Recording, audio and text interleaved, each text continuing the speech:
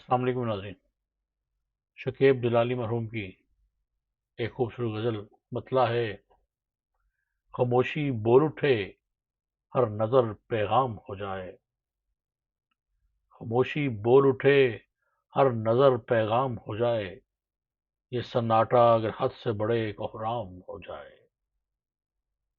ستارے مشعلیں لے کر مجھے بھی ڈھونڈنے نکلیں،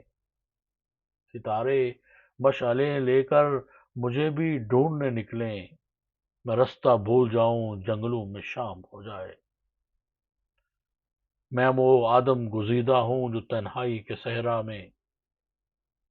میں وہ آدم گزیدہ ہوں جو تنہائی کے صحرا میں خود اپنی چاپ سن کر لرزہ بر اندام ہو جائے، مثال ایسی ہے اس دور کے ہوش مندوں کی،